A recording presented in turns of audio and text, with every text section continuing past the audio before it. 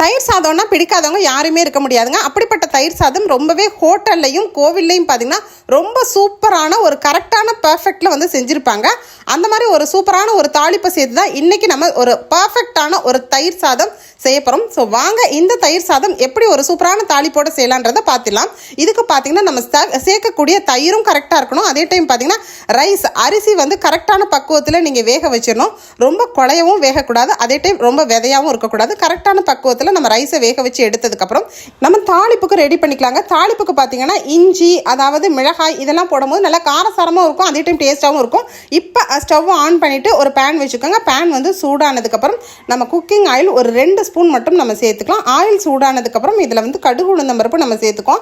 கடுகு உளுந்தம்பருப்பு நான் செய்கிறது பார்த்தீங்கன்னா கரெக்டாக வந்து 1 கப் ரைஸ்க்கு, அதனால் சின்ன ஸ்பூனில் 1 ஸ்பூன் கடுகு உளுந்தம்பருப்பும் 1 சிட்டிகை பெருங்காயத்தூள் போடுங்க. இப்போ ஃப்ரெஷ்ஷான கருவேப்பிலை சேர்த்துட்டு 2 பச்சை மிளகாயை பொடிசாக வந்து சாப் பண்ணி சேர்த்துக்கலாம்.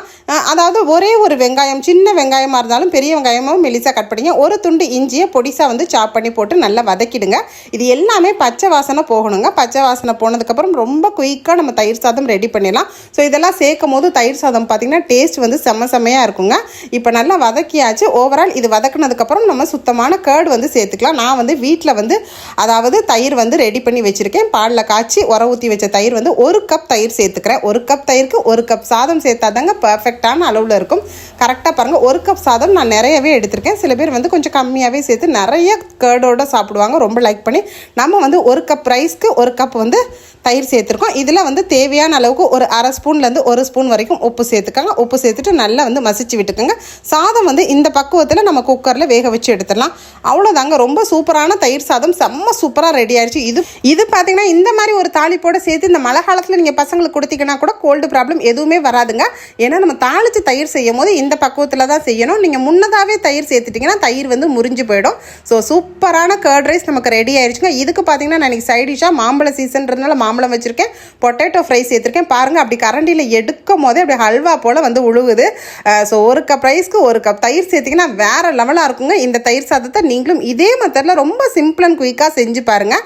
இன்றைக்கி நான் இந்த தயிர் சாதத்தோட மத்தியானம் எங்கள் வீட்டில் லஞ்ச் ரெடி பண்ணியாச்சு.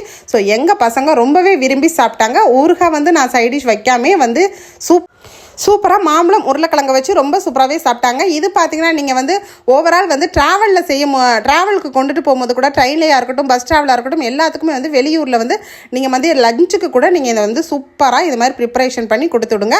ஸோ டிஃபன் பாக்ஸில் இருக்கும்போது இப்போ நீங்கள் எப்படி தயிர் சாதம் ப்ரிப்பேர் பண்ணுறீங்களோ இதே பக்குவத்தில் நீங்கள் ஈவினிங் டு நைட்டு வரைக்கும் கூட அப்படியே இருக்குங்க. நான் சொன்னால் இதே அளவுகளோடு நீங்கள் தயிர் சாதம் செஞ்சிங்கன்னா. ஸோ இன்றைக்கி நான் செஞ்சு காமிச்சேன் இந்த ஒரு சூப்பரான தாளிப்பு தயிர் சாதம் வீடியோ உங்களுக்கு பிடிச்சிருந்தா இந்த வீடியோக்கு மறந்துடாமல் லைக் போட்டுக்கோங்க. இந்த மாதிரி வித்தியாசமான இன்ட்ரெஸ்டிங்கான வீடியோக்கள் வேணும்னா நம்ம பேஜை தொடர்ந்து ஃபாலோ பண்ணிக்கோங்க. அப்புறம் என்னங்க, இன்றைக்கி உங்கள் வீட்டில் தயிர் சாதத்தை செஞ்சு அசத்திடுங்க. தேங்க்யூ.